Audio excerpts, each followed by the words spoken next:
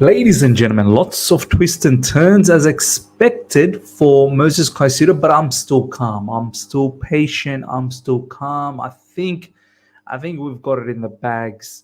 There hasn't been too much said from Fabrizio Romano as yet. He's still tight-lipped about it. A whole heap of other journalists are banging the drums and trying to create a bit of a chaos. So we'll talk about that.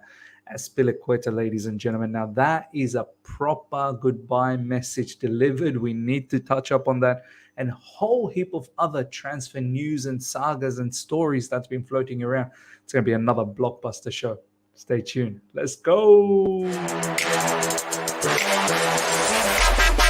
All right. Here we go. Back again on the other side of the coin. Welcome back to the other side of the coin, ladies and gentlemen. Let's get cracking on to this particular news in regards to Moisés Caicedo. It all kicked off earlier on today in UK time. First up, if you've missed out on the earlier stream, do check that out where I touched on Moisés Caicedo's transfer saga off the back of what the Secret Scout tweeted out. The Secret Scout tweeted out basically earlier on in UK time saying that Chelsea are at the moment negotiating a payment structure, which gave me an indication that an agreement for the transfer fee has been agreed upon. Do you know what I mean? So you don't talk about a payment structure until you actually decide what you're about to pay. No one goes to a particular shop, let's just say, and talks about, okay, let me tell you how I'm going to pay for your purchase, for the purchases I'm going to make, before they even figure out how much it's worth. You always find out what is the amount that needs to be paid, and then you decide on how you're going to pay that. So it gave me an indication that an agreement on the transfer fee has been agreed upon. But since then, ladies and gentlemen, there's been some news that's been coming out, and once again, I have to say, look, I'm still confident because Fabrizio Romano over the last few days has not really said anything about, Brighton creating a fuss and Brighton looking for more than 100 million, this, that, the other. Fabrizio Romano did say that it's going to be a difficult negotiation, no problems, but he's always maintained something around 80 million pounds, 80 to 85 million pounds should get that transaction happening, should get it done. And we've mentioned it a few times already in this whole transfer saga that Brighton has given Caicedo a promise. Caicedo wanted to leave in January. If you guys all remember, earlier on this year, January, Caicedo was on his way out. He even came publicly saying, "Let me go, Brighton." And then Brighton obviously managed to, I think, giving him a new contract package, maybe with a better wage. He was on paltry wages, so potentially got slightly better wages. And there was a promise that, and Fabrizio, I remember him saying this, there was a promise that he will be let go of in this summer window. And that was the agreement between Caicedo and Brighton. So yeah, Moisés Caicedo, even though he'll probably understand that Brighton will do their level best to get as much money as possible, but Moisés Caicedo, I'm pretty certain, would have had that agreement with Brighton that don't be haggling too much with this particular situation. Get a decent enough fee, which I believe 80 to 85 million is the perfect amount for Moisés Caicedo. Look, I knew it was always going to be a problem with that Declan Rice price that Arsenal paid to West Ham, because obviously Brighton will be looking at that and thinking, well, that seems to be the market price now. If anything, Moisés Caicedo is just as good as Declan Rice, if not better. So why should Rice be 100 million and Moisés Caicedo not be 100 million? I knew that this was always going to be an issue, but I always maintained that what Arsenal paid was over the market value for Declan Rice, 100%. There's English tax as well for Declan Rice. There's that hype as an English player. So you're paying for all of that. With Moisés Caicedo, 80 to 85 million, that is the right price. If it goes to 100 million and the transfer saga continues on, look, I don't want to pull out from this situation now. Moisés Caicedo is going to be an important player for us to get in this transfer window, and to come this deep and to pull out now would be ridiculous. But at the same time, we need to negotiate. We need to find a middle ground and see if we can bring this price down. If it is 100 million that Brighton's looking for. Let's check out the latest news in regards to this, ladies and gentlemen. Brighton and Hove Albion are poised to ask for more than 100 million for Moisés Caicedo. He's a target for Chelsea as they rebuild under Mauricio Pochettino, but they are unlikely to land him cheaply. Look, we always knew when it's not going to be cheap. 85 million is quite steep enough. It is reasonable price, but 100 million. Look, this is where I feel like I don't know. This is coming from Mike McGrath, I think, of the Telegraph. Yeah, he's reputable, no problems, but I'm sticking with Fabrizio Romano on this one as of yet until I hear otherwise. Fabrizio has been saying that we should be getting this player for about 85 million. So let's see what happens. Chelsea intend to hold firm during negotiations over Moisés Caicedo, with Brighton demanding at least 100 million for the midfielder. They do not want to go over the odds for Caicedo and are weary of being burnt again during negotiations with Brighton. This is coming from Jacob Steinberg. True. This is why earlier in the transfer window, when it first opened up, and even before it opened up, I told you guys, I was saying, I don't want to deal with Brighton ever again. I really don't want to deal with Brighton again. They've squeezed out so much juice out of us. I like their players. Marc Cucurella is a top player, but they squeezed out 62 million when probably Marc Cucurella should have been about 45, max 50. Should have been about 45 million, if I'm being absolutely honest. And I think that's what Man City were holding on for. When they saw that the price tag of 62 million, they just left the scene. With Graham Potter as well, we broke the 22 million release clause to get him, or buying out his contract, and then obviously the exorbitant contract that we provided him. That's our fault. That's got nothing to do with Brighton. And now the whole Lewa Colwell as well. They're not going away from us with this Lewa Colwell situation. They're insisting on buying Lewa Colwell, and I'm worried. Are they trying to do this whole transfer shenanigans with Caicedo because they've got one eye on Lewa Colwell and they want us to come into the party and perhaps do them a deal for Lewa Colwell, and this is why they're putting up the price for Caicedo as high as 100 million. Look, we need Caicedo in Chelsea Football Club before the USA tour badly. So by hook or crook, get this done, Chelsea Football Club. But I understand we shouldn't be held for ransom for 100 million. If we can get a deal for 80 to 85 million and see how far we can hold Brighton, how long is their patience? But we have to look at our patience as well. We need Caicedo in that plane for their USA tour come next week. So time is running out, and Brighton might just play the long game here and just wait around for the 100 million. But I feel sad for Moisés Caicedo. If Caicedo really has a gentleman's agreement, and I know in this day and age, no one gives 2 cents about gentleman's agreement, but if I'm Caicedo, I'd be pushing Brighton to say, hey, we had an agreement that you were going to let me go in summer and you're getting a top price of about 85 million pounds. Like, don't be disrespectful of the situation. But I understand this is a business. Brighton will do everything possible to get them the top level of money. And as I said, looking at the Declan Rice money that West Ham got, Brighton would be very filthy if they didn't get that. So, ladies and gentlemen, let me know in the comment section. It's turning out to be a conundrum. It is turning out to be a conundrum. All right, next up, ladies and gentlemen, after 11 years. Now, if you guys have missed out on the goodbye message, go to the Chelsea admin page on Twitter or Instagram, or even on the Fifth Stand app. Now, that, ladies and gentlemen, is a heartfelt goodbye message. Tears flowing out from Azpilicueta. Look, I don't necessarily need tears. Tears just come out automatically. When you see that on a player and then you hear what they have to say, you just feel that it's coming from the heart, man. It is coming from the heart. 11 years, Azpilicueta, and he literally just poured out his heart in that goodbye message. Honestly, I felt heavy watching that. And as I've always said, look, legend of the football club, has won it all with Chelsea, ultimate professional. thank him for his services. So many fine memories, man. So many fine memories. I still remember that season where he was just picking up assists left, right, and center with Morata playing up top under Antonio Conte. As I said, there was a one stage in his career where he was the best right back, best left back, best right wing back, best RCB. He was the best player in like multiple position in that back line.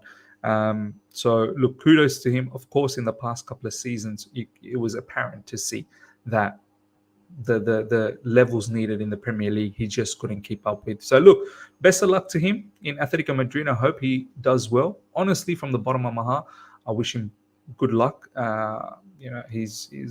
He's come in as a youngster at Chelsea Football Club, and now he's leaving with 3 kids, as he said in the video. And he would like to come back to Chelsea to a certain level in the future in a different role. And I would like to see that. Look, as long as it's not him being a manager of Chelsea Football Club, I'm fine with that. But down the track, as an ambassador, or I don't know, if he ever has the experience of sporting directorship, this, that, the other, we'll see what happens. After 11 years, 508 appearances and 9 trophies, Cesar Azpilicueta has decided the time is right to leave Chelsea. Congratulations for all that you achieved. You are forever a Chelsea legend. 100% forever a Chelsea legend. Cesar Azpilicueta's Chelsea career: 508 appearances, 349 Premier League appearances, 2 times Premier League, 2 times Europa League, 1 times Champions League, 1 FA Cup, 1 League Cup, 1 Super Cup, 1 Club. It's just fantastic. I'm so glad I was blessed enough to see this live, the one World Club World Cup in Abu Dhabi. So that was great moment that I got to see of Azpilicueta as well. I think Azpilicueta mentioned this was his finest moment, the Champions League, and of course, why wouldn't it be? Forever a Chelsea legend, 100%. And he's a particular captain that connected with the fans too, man. He would reach out, he would comment back to the general public, to the fans out there, and it was very, very nice to see, man. A great role model, no doubts about that. Todd Bowley and Baghdad Iqbali on Cesar Azpilicueta. Cesar leaves an everlasting mark at Chelsea as a warrior, as a champion, and as loyal Chelsea legend. He has set the standards at the club for more than a decade and demonstrated to everyone what is required day in, day out to achieve success. Coaches and teammates, past and present, have trusted him to lead by example. As captain, he has done so immaculately on and off the pitch, something for which we are grateful. For that and for so much more, Cesar will always be welcome back at Stamford Bridge. I'm glad that Chelsea showed that gesture of terminating his contract and allowing him to go out on a free, instead of creating a whole heap of mess of this whole situation. And respect to Azpilicueta, and I hope he does well at Atletico Madrid. Wish him all the best. Next up, ladies and gentlemen, Chelsea are due to hold talks over moving for the Celta Vigo midfielder Gabri Veiga next week. This Jacob Steinberg is the one who's been driving this news from the get-go for the past couple of weeks since this sort of started to materialize. Look, there were some rumors that PSG are interested in him. Santi Ayuna, the guy who covers a lot of the French news, reported that PSG are going to be wrapping this transfer up very, very soon. They're lining up medicals. In fact, look, I don't want to get too gassed about Gabri Veiga. If it happens, it happens. For me, it's not a big loss if it don't happen. He's just like a Mount-esque type of a player with better dribbling sense. That's it. That's all I can say. Look, if it does slowly come into fruition again, we'll discuss a lot more. For the time being, I don't think it's going to happen. I think he's going to go towards PSG. We are looking at other midfielders in the likes of Matheus Franca from Brazil and also Ryan Cherki, which is not just a rumor anymore. There's some solid links. It seems like I'm waiting for some of the big dogs out there to talk about Ryan Cherki. Breaking: Christian Pulisic's transfer to AC Milan is practically done. The parties are finalizing the deal. This is coming from Matteo Moretto. Fabrizio Romano stated yesterday that we should be reaching an agreement for about 22 million euros, and that should get the job done. And he's reiterated this again. AC Milan and Chelsea are advancing to the final stages of negotiations for Christian Pulisic after 22 million package bid getting closer. This is from Fabrizio Romano. Get this done, ladies and gentlemen. Let's not dilly-dally around with this anymore. Christian Pulisic needs to move on from Chelsea Football Club. We need to move on from Chelsea Football Club. And I think 22 million is a decent enough fee. Now, interesting development in regards to Hakim Ziyech. I don't know what happened. This brother put on an Instagram picture of his knee the other day and mocking, saying, "Oh, knee problems." What happened, man? What truly went on in that medical? Only God knows what's happened here. Hakim Ziyech's move to Saudi Arabia could yet be revived. It looks like it can be revived again. There's belief that he could still end up moving there from Chelsea this summer. As you can see, this is coming from our law, and this is what I'm talking about. Knee problem, right? Like you can see in the fine print over there in that Instagram picture. Hakim Ziyech, he's a funny character, man. He puts this out on Instagram, and then this was apparently the problem with the knee. The knee was the issue in the medical. So is the knee actually an issue? What truly happened? Looks like it could get revived and he could potentially still go to Saudi Arabia. He needs to go. As much as I love Hakim Ziyech, but he needs to leave Chelsea Football Club 100%. I don't need anyone that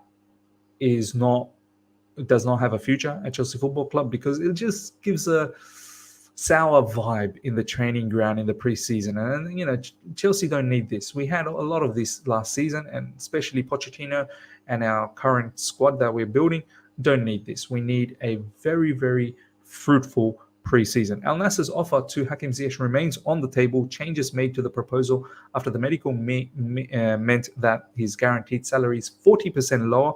But if he stays fit, he'll make the same 15 million he was initially offered. There you go. So seems like there is some sort of a clause here that, okay, we understand you have some sort of medical issue. This is what I feel Al Nassr is saying.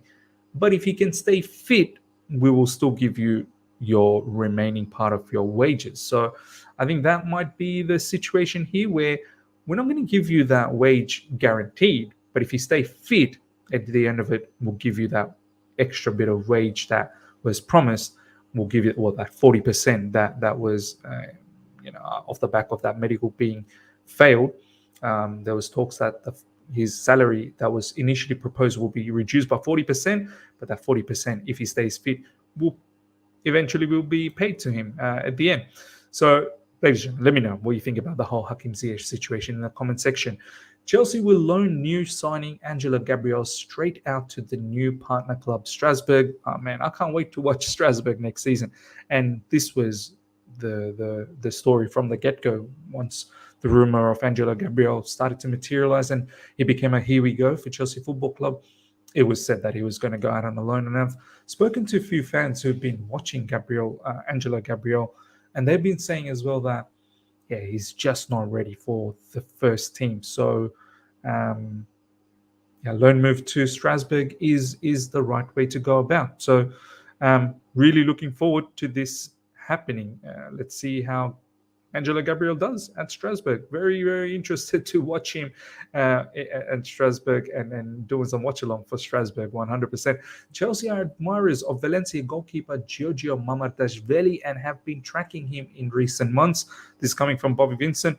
Look, I don't know too much about this goalkeeper, and I don't understand why we are looking to...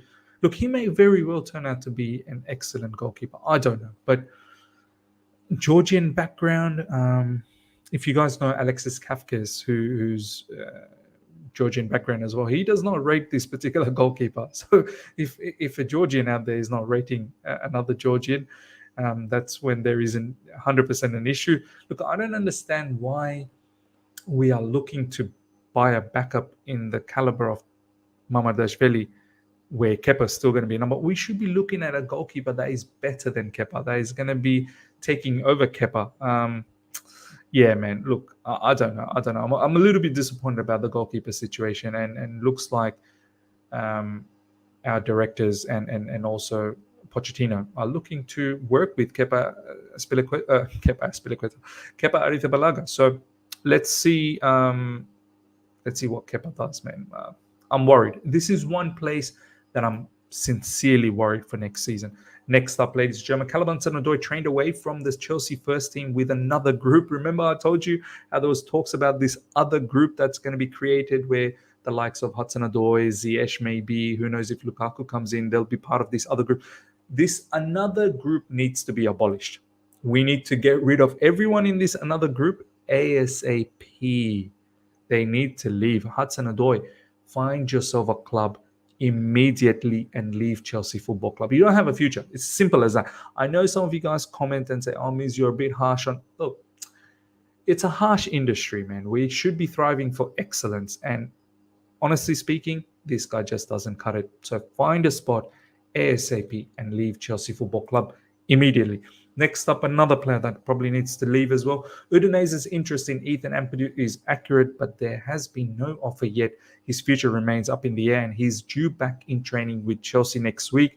Another player that's potentially going to be in the another group. Look, I know some of you guys might say, oh, don't give up on Ampadu. Look, I rate him. I really do. I wanted him to be part of Chelsea's team last season, as opposed to getting someone like Dennis Zakaria. A lot of you guys were backing Dennis Zakaria, and look how that turned out. I knew that was going to be Saul 2.0. Ampadu is a very, very good player, but for some reason, Chelsea's not interested. And if Chelsea's not interested, I can sit here as long as I want. It don't matter. I'll be wasting my time. I would have liked to see him being part of our midfield, or now lately he's been playing a lot of, centre back position, whether it's right centre back, center sort of back in a back three. Sometimes he plays as a lone DM as well. In Italy, he's played multitude of roles in and around that sort of defensive midfield and in the back line in defense. So look, we'll see what the preseason does, but I think it's been so long. Chelsea's just sort of ignored him all this time. You might as well just sell him at this point, as opposed to thinking about rekindling his Chelsea career, whatever that is left of it. Bruno Salto is not part of Mauricio Pochettino's staff, but will still play a big role behind the scenes at Chelsea. See, this is what I don't understand. He's not part of Pochettino's backroom staff, but he'll play a big role behind the scenes at Chelsea. What does that mean? I don't understand that completely. In what capacity is he going to play a big role? Ladies and gentlemen, once again, let me know in the comment section. This has been floating around from Nizar Kinsella. I just don't understand. If you're not part of Pochettino's staff, backroom staff, then how else are you, impacting in a big way behind the scenes? I find that strange.